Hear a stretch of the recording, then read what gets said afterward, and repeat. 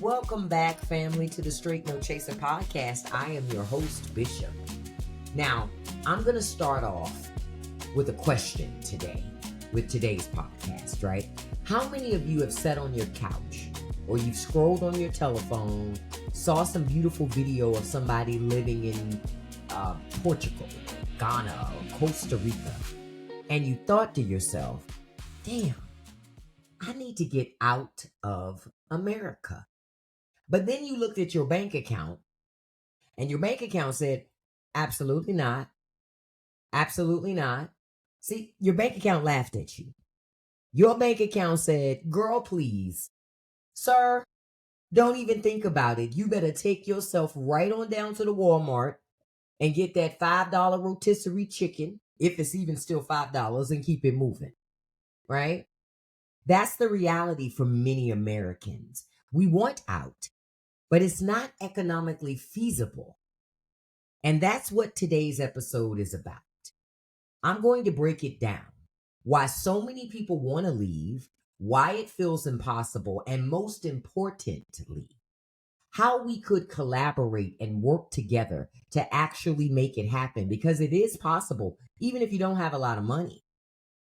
And I believe there are ways to get out, even for the working poor, if we change how we think about it, because that will change our strategy. So grab your snacks, grab your tea. Look, I got mine, because this one is going to be long, detailed, and maybe a little bit uncomfortable, okay? But it's a necessary evil that we need to do.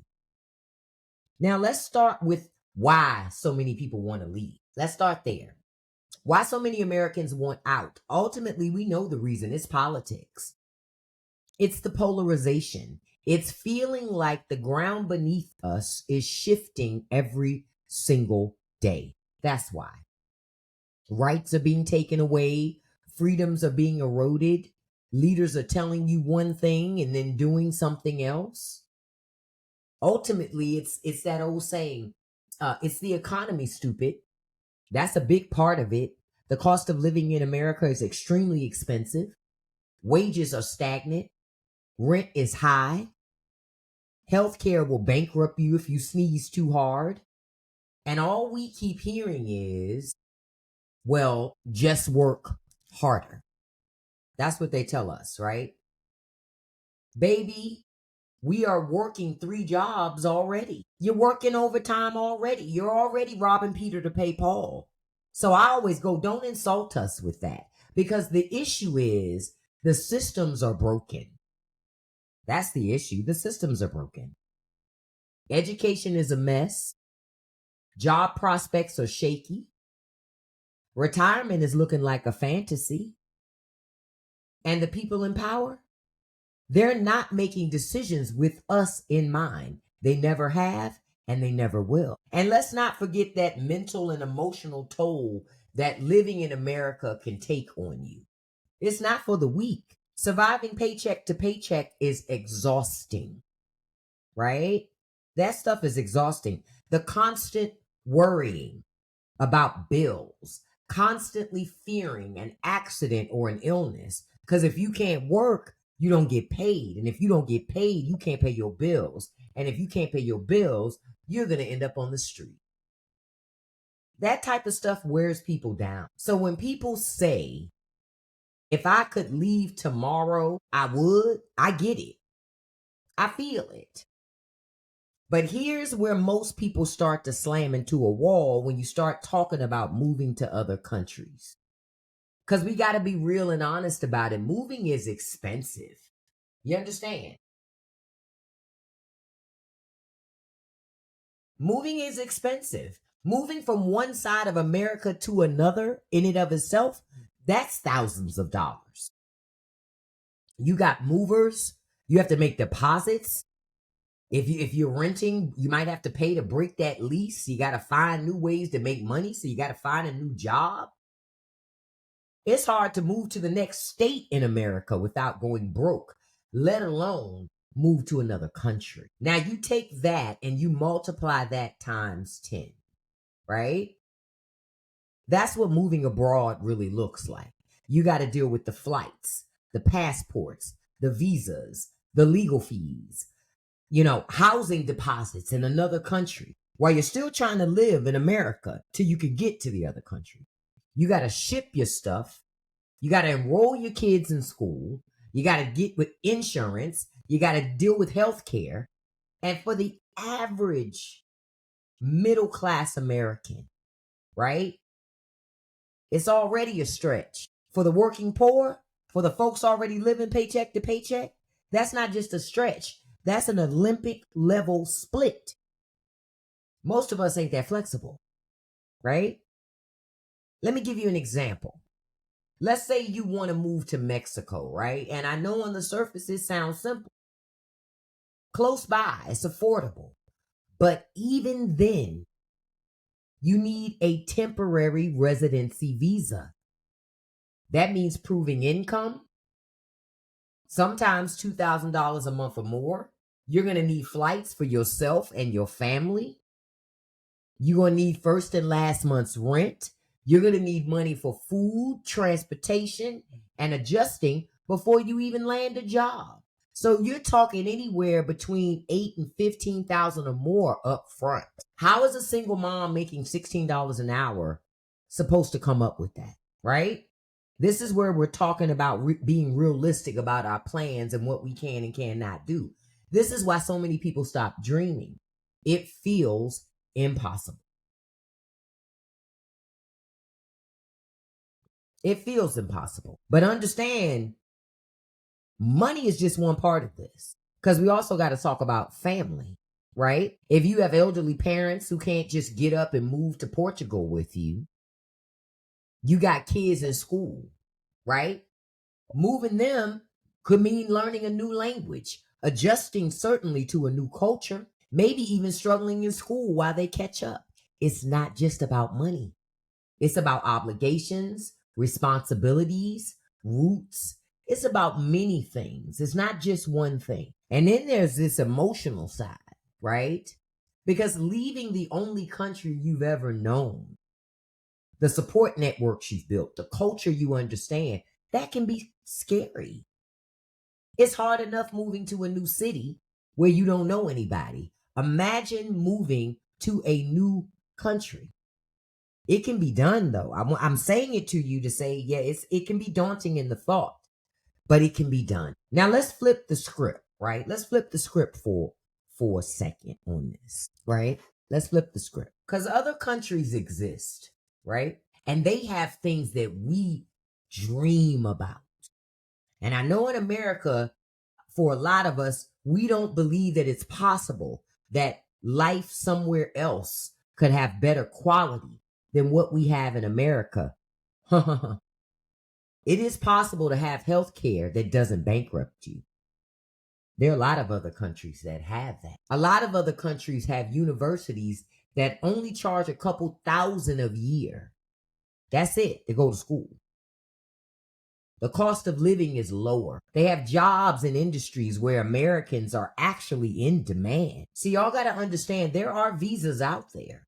Work visas, retirement visas, student visas, entrepreneur visas, digital nomad visas are booming. But see, here's the gag on all of that. America doesn't want you thinking globally. Yeah, your country doesn't want you to do that. Your country wants you stuck here. It wants you in the matrix. It wants you struggling, believing that nowhere else will take you. Because as long as you're here, you're feeding the system. But understand, there are other places that will take you. But it takes knowledge. It takes real planning. And again, it does take money. Now, that's what's going to bring us to the real meat of this discussion, right? Because you're listening, because you're trying to figure it out. You're going, I want to do these things, but I'm looking at the resources that I have available to me and going, it's not feasible. It's not an option. But that ain't really true. See, here's the part I want y'all to pay attention to. The only way the working poor, the barely making it, and quiet is kept even middle class America, because there's a lot of them barely making it too. right? The only way they're going to have a real chance at relocating is honestly through a collective effort. That's the only way. Now, I'm going to break it down to you guys what this collective effort actually means, what it looks like, and how you do it. Because I think for most people, they don't understand it. Now, you can start off by doing some cooperative funding, right? You can start off doing cooperative funding. Now, don't worry, I'm gonna break down to you what all of these things are that I'm telling you about. So get your pencil, get your notepad, whatever, but take notes and be listening. Think of a cooperative funding as like a susu. I know you've heard of susu or rotating savings clubs. The key is you got to be with people you trust, right? 10 families put in $200 a month. Think of it like that. And each month, one family takes the pot and uses it to fund relocation costs. Next month, another family does it. This will spread out that burden and makes saving possible, right? You got churches, you have mosques, community organizations. They could sponsor members to relocate. Imagine a congregation pooling funds to send one family abroad each year. Then you're a lot closer to getting to your goal and relocating to another place. So that's something to think about. Doing cooperative funding. Another thing you can do is collective relocation projects, right? Now, think about it. When you think about relocating, you're thinking about moving alone or just you and your family. But why move alone? Because rent is cheaper when you split it. Utilities are cheaper when you share. Imagine 3 families renting a big old house in Costa Rica together. A built-in community. You got lower cost and you got shared childcare. Or go bigger. Entire groups can target specific towns. You have Black expat communities already exist in Ghana, Mexico, and Costa Rica. Join an existing hub, because joining an existing hub means less risk, less isolation. I know that's probably something you hadn't even thought about, but that's something to think about. Doing collective relocation projects. That takes off a lot of burden. You could also, for those of you who have specialty skill sets, you could take a skilled-based pathway to becoming a citizen of another country. Countries like Canada and Germany are desperate for skilled workers. People like electricians, welders, nurses, right? And if Americans in these trades band together, they can negotiate like placements and share costs of lawyers and recruiters. You could do that. And listen, if you're a remote worker, understand that digital nomad visas exist in Portugal, Spain, and Barbados. You probably didn't even know that even existed, but they do. Imagine a group of Americans moving together, sharing co-working and housing costs. Look how that lifts the burden of migrating and immigrating to another country. I'm telling you, I didn't even know that this whole thing about a digital nomad even existed until I started digging. There are options, folks. We're not stuck. Another option, education. And that one gets overlooked a lot. Because, see, universities abroad are cheap compared to the United States. Cheap. One family member can enroll in school abroad and bring dependents on student visas. You probably didn't know that. Over time, then you transition into residency.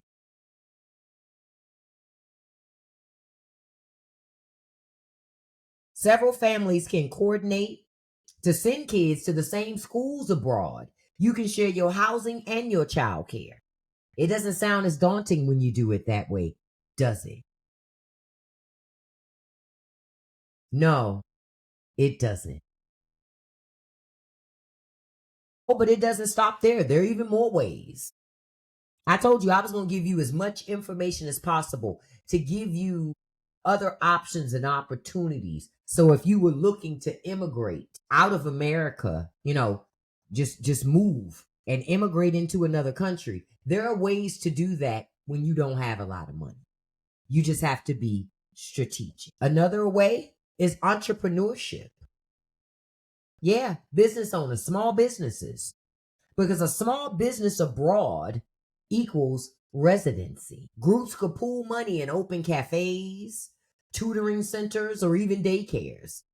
Countries like Chile and Estonia offer startup visas with lower requirements than the United States. And let's not forget exporting American culture. Soul food in Costa Rica, English tutoring in Portugal. That's an easy in. I know you never thought about this, did you? Because you were probably overthinking it. It's not as hard as it looks, beloved. Another way you can go about doing it is through a legal co-op. Because see, lawyers are expensive.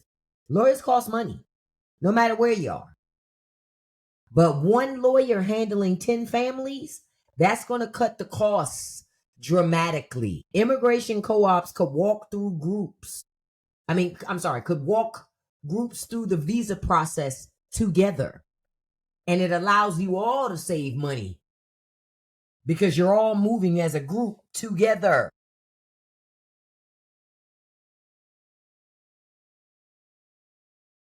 Now, understand beyond money, there's mutual support that comes with moving together. Language exchange, childcare co-ops, pooling your medical resources. All because you didn't move to another country on your own. It was a group of you that did it. Imagine a nurse moving with you as a part of your collective. That's safety and savings right there. I know these are things you didn't think about. Now it makes all of this more attainable. But we not done. One more that I want you to be mindful of. Use Discords, Facebook groups, different Patreons. These are spaces where Americans can pool resources, share leads, even crowdfund moves, one family at a time. The key is having people that you can trust. Remember, trust is earned drop by drop and lost by bucket. So be mindful because it's going to take trust to do things like this. The key is we have to unlearn that rugged individualism that America teaches you to have.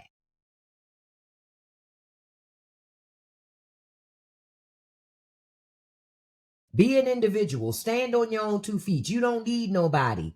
You're going to need somebody for this. Because America trains us to think me, myself, and I. But if we want out, if we really want options, it's going to take a we, us, and ours.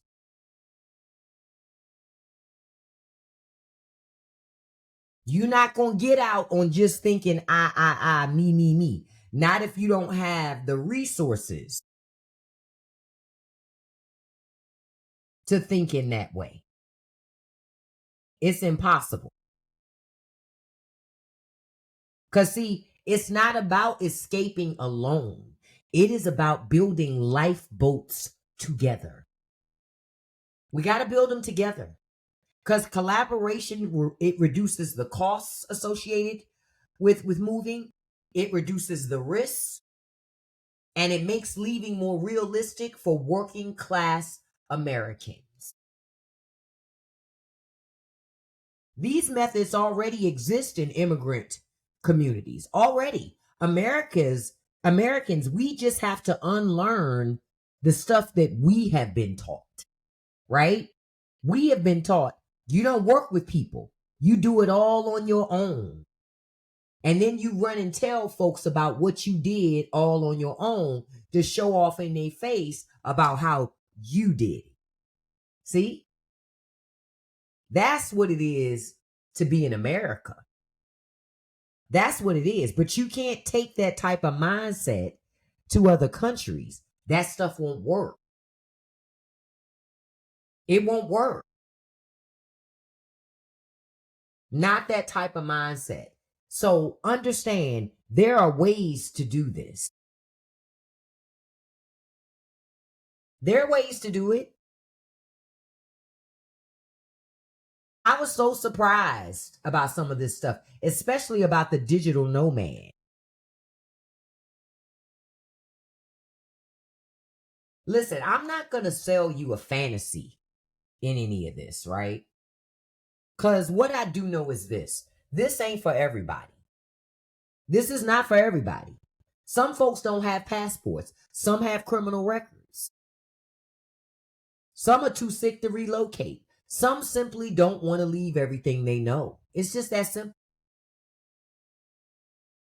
And even if you do leave, it's not going to be perfect. You need to understand that you can face racism in other countries. You can deal with language barriers, isolation, some level of culture shock. But remember, this is not about creating little Americas overseas in other countries. It's about integrating, building new lives, and having options. That's ultimately what it's about.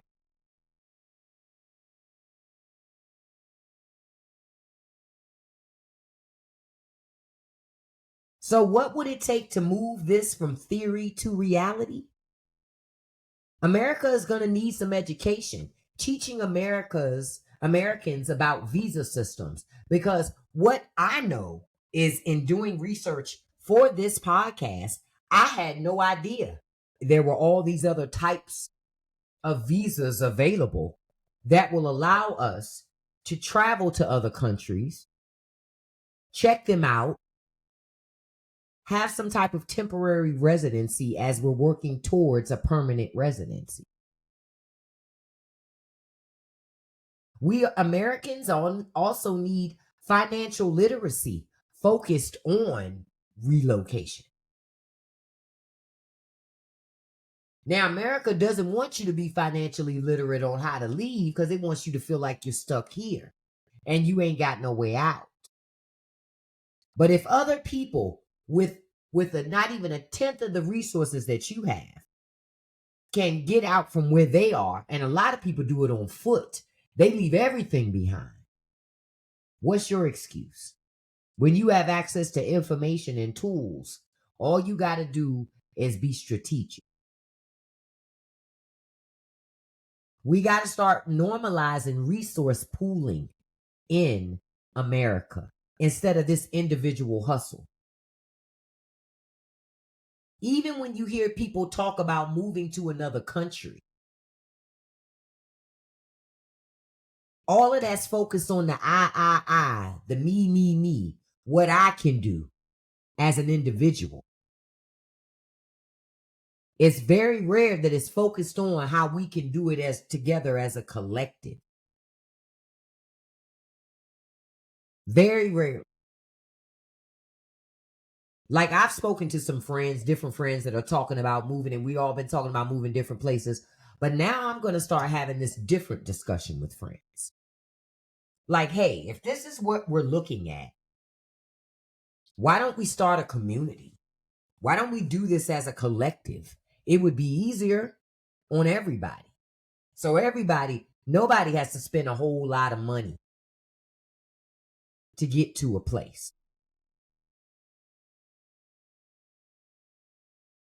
But in order to do that, you got to change the American mindset. You also got to change how you view leaving. Because leaving America doesn't mean you betrayed America. It's about you surviving.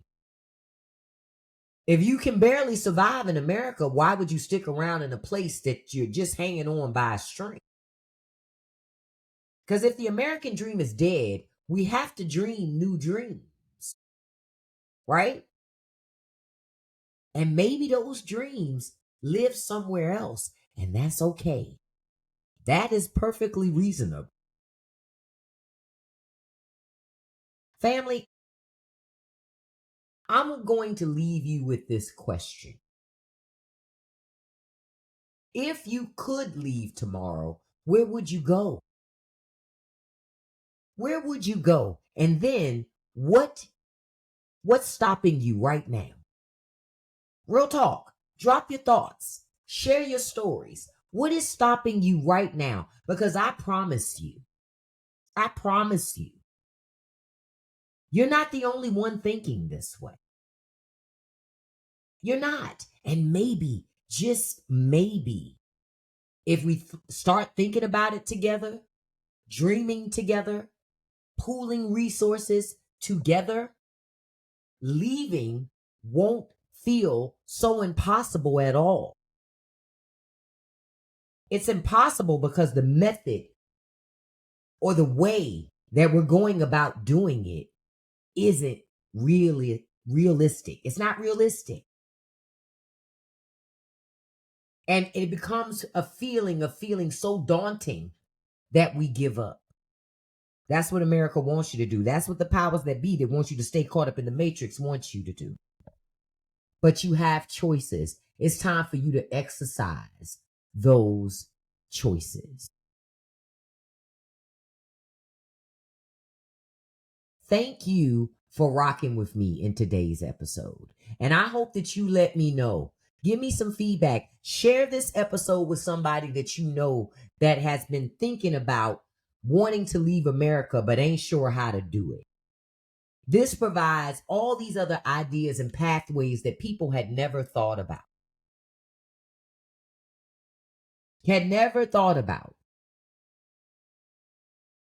But it can change lives for people. I appreciate you being here with me. You know I always do.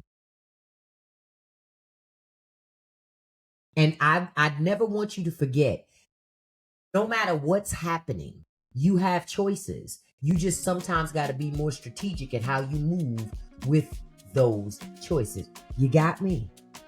Now listen, I'm going to end today's podcast the way I end everything that I do. Listen, all right? I appreciate you and love my audience so much. I really do. But I'm going to tell you like I always do. Don't you let nobody live rent-free in your head.